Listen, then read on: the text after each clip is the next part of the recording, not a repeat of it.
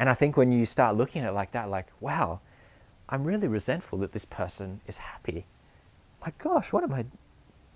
And you just start questioning yourself.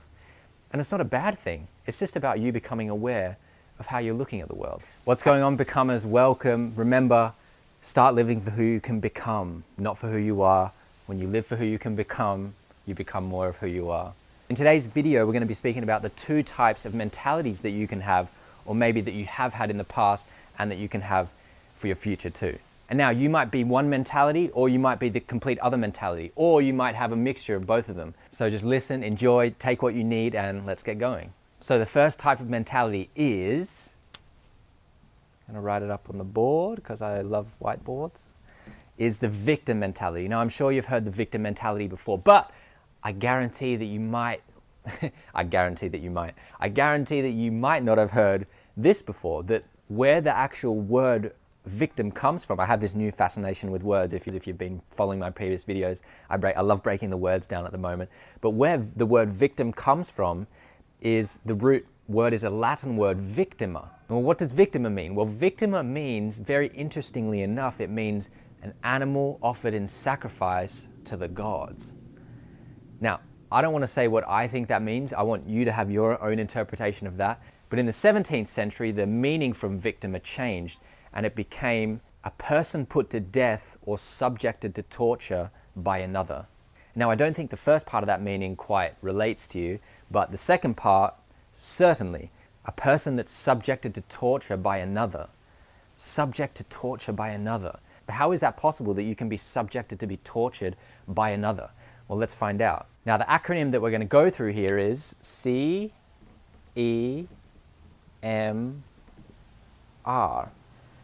Chemo, which has no meaning at all. So this C is complain. I have this quote that's in my book that says, I have only one complaint, and that's that I can't stand people who complain. And I know people love to complain about things, and in fact, at a conversation where it's gone to in this day and age, people are just relating over complaints. That's what most conversation is. And so complaining goes hand in hand with blaming. Blaming what? Well, the most common one, and I love this one, I found it so funny for so long, is the weather. People are constantly blaming about the weather. You just listen to people. I guarantee you'll pick it up if you start listening to how people talk about the weather. So most people start a conversation with, oh yeah, it's a bit windy today, isn't it? And they say it's a negative thing. Oh, it's a bit chilly today, isn't it? Or if you live in Perth, it's quite sunny here, isn't it? Geez, it's hot.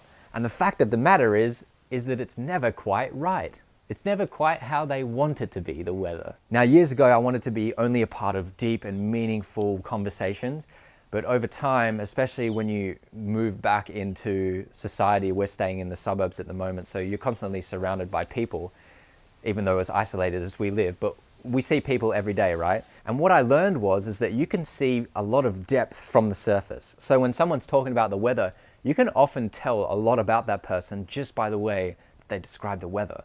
It's interesting. Try it next time. And pay attention to how you talk about the weather. Is it too hot? Is it too cold? Is it too windy? It's too cloudy? Is too everything? It's too much of something. The second complaint or blame that we have in this victim mentality is other people. We love complaining and blaming other people.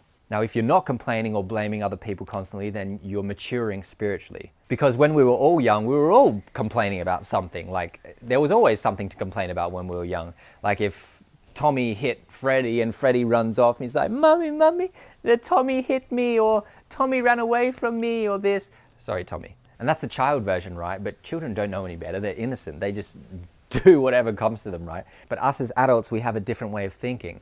And when people don't spiritually progress, when they stay in this victim mentality, as an adult, the adult equivalent of that child is when an experience happens, and then you take it in and then you turn it into this really negative thing. And then usually when you turn into this negative thing with this victim mentality, the first thing that you want to do, you want to go and tell other people.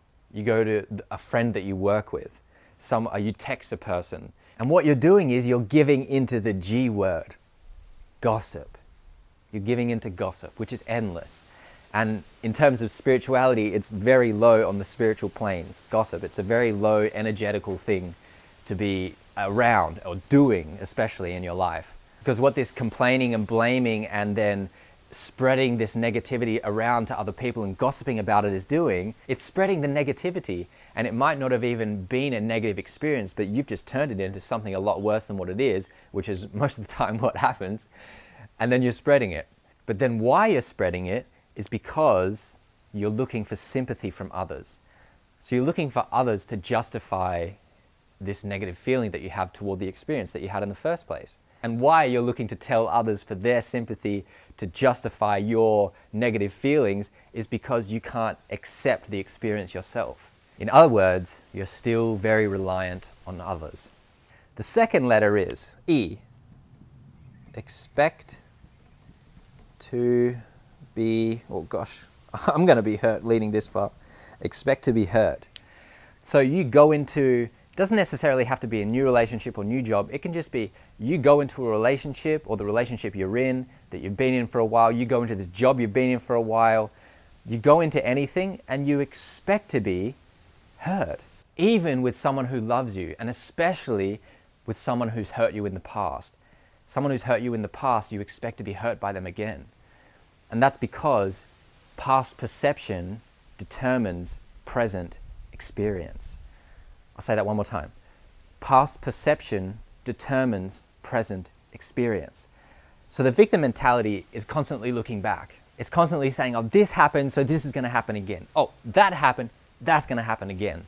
But the funny thing is that, and one of my mentors talks about this, that expectation can actually be one of your greatest gifts. Because imagine if you went into everything and you expected something great, you expected to be taught something. Imagine if you had that kind of expectation. But rather, this victim mentality, it falls into the trap of expecting to be hurt, expecting to be belittled. Like, for example, I'll tell this quick story. When I fell in love with my partner 3.5 years ago, when I looked at her, she reminded me of a past relationship that I had that didn't go well.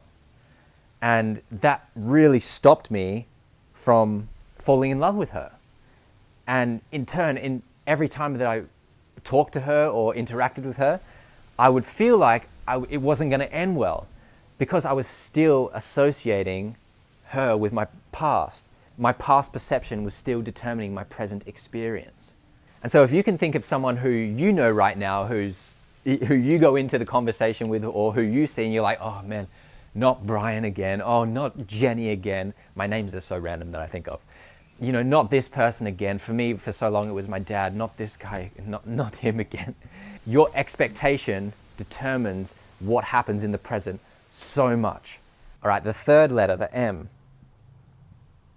Make choices that self-sabotage is what the SS stands for. You make choices that self-sabotage.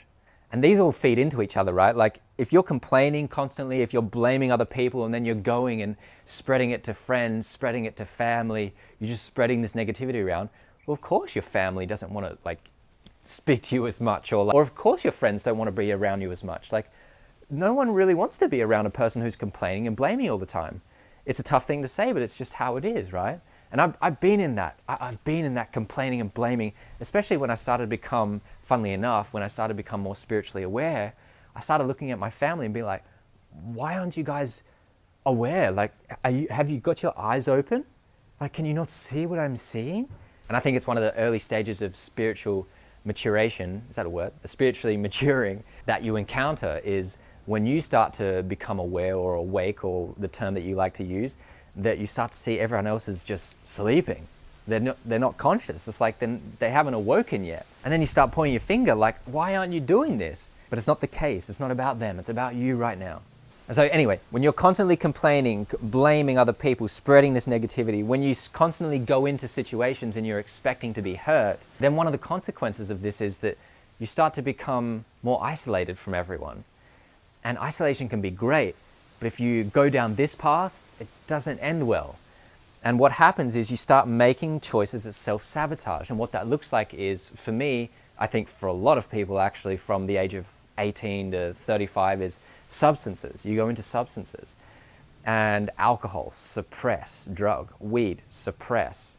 Although weed's not as bad as alcohol, but weed suppresses things. Like you're always taking something to suppress something else. Psychedelics were a great teacher for me, but there was times when I would take them and I'd be like, why aren't you guys taking them? You have to take them. They can teach you so much. But again, it's like it's forcing my stuff onto people, and in doing that, you start pushing people away. Again, just stay with yourself. Focus on your own spiritual progress, your own growth, finding your own way to be in the world. So the first one is substances. The second one is technology. I literally, just before I pressed record today, I read this thing on Instagram that said, if you spend 3 hours of your day on your phone, that's 9 years of your life. When I heard that, I was like, okay, goodbye, switch off. And so if you saw in one of my previous videos that there's a difference between using your phone for entertainment and using your phone for education. So don't give me that comment on this video that, oh, what, you don't use your phone, oh, but you're recording this on your phone and uploading onto YouTube. Yeah, because I'm trying to educate. That's why I'm giving these videos, right? And I spoke about in an earlier video as well that I used to be 90% entertainment, 10% education. But over time, that percentage has flipped, and now it's like 5-10% entertainment and 90% education. And things will really take off for you if you start incorporating that into your life. Okay, so you self-sabotage by substances, technology, and then you also self-sabotage, I touched on it a little bit, by just pushing people away. You're saying, oh, you don't understand me, you don't understand what's happening to me. When I went to the other side of Australia, I approached this girl once. We were doing housekeeping together. We were working at this retreat center, and we'd have to work 20 hours per week in order to pay for food and accommodation. And it was a great deal, actually, because I could just write my book and do 20 hours of housekeeping.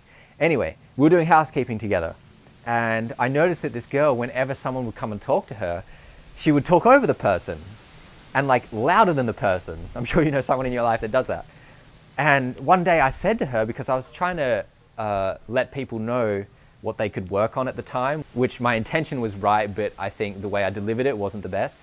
And I told this girl one day, I was like, hey, you know when people are talking to you, you know you're actually like talking over them? And then she got infuriated. She said, you don't understand me, you don't know what I've been through.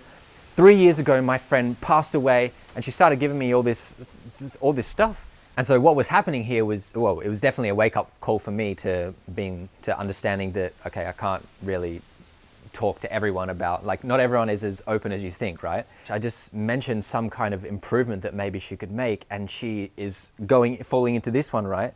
She's expecting to be hurt by when someone speaks to her.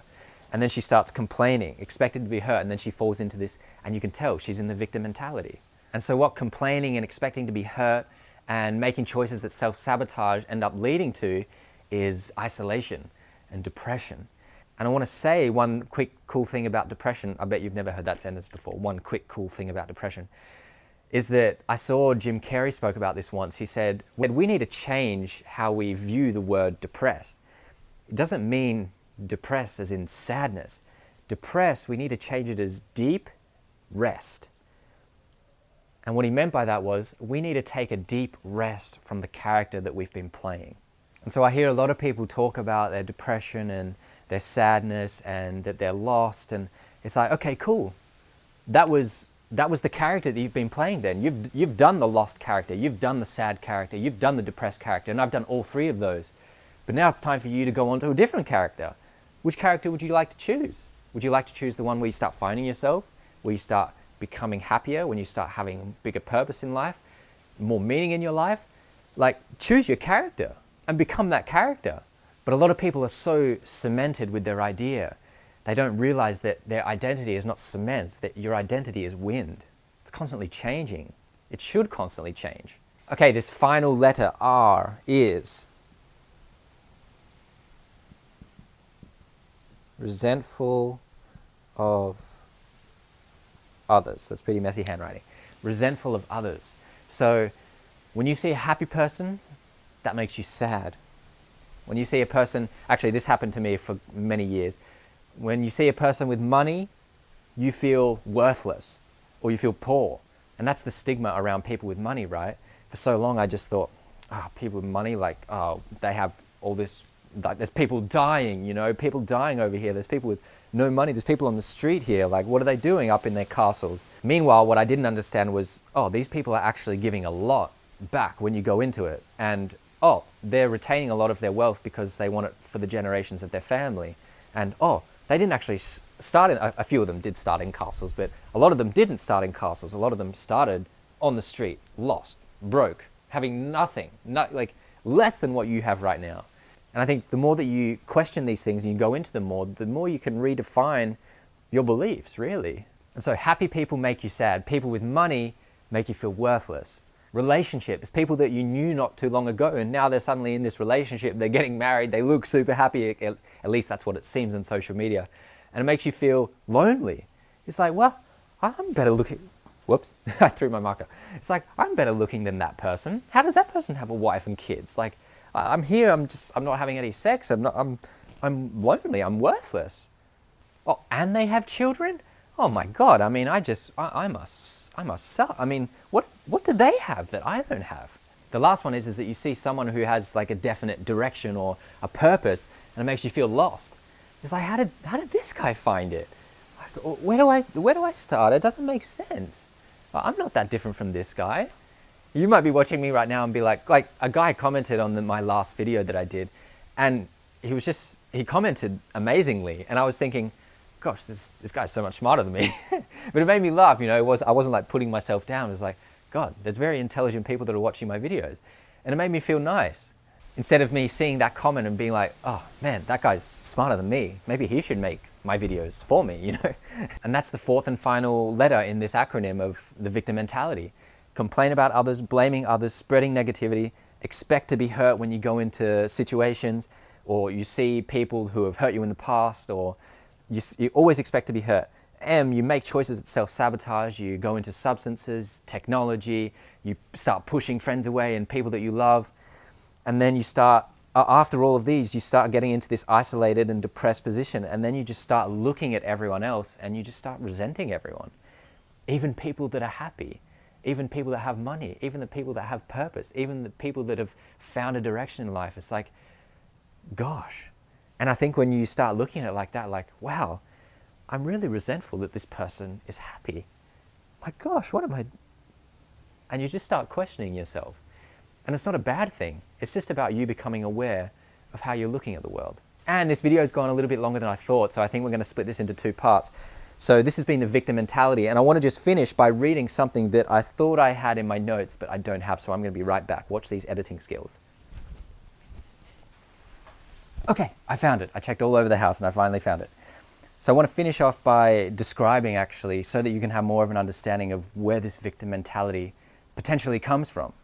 And it comes from, the victim mentality may develop from past experience where you had to play small in the shadow of a sibling or a parent, and you push these feelings aside just to survive or get through. And so in this video, we've spoken about the victim mentality. In the next video, we're going to speak about not surviving and just getting through, but how to break through. As always, I hope this video does wonders for your world. Remember, be kind, be caring, be courageous, and I'll see you on the next video. Lots of love.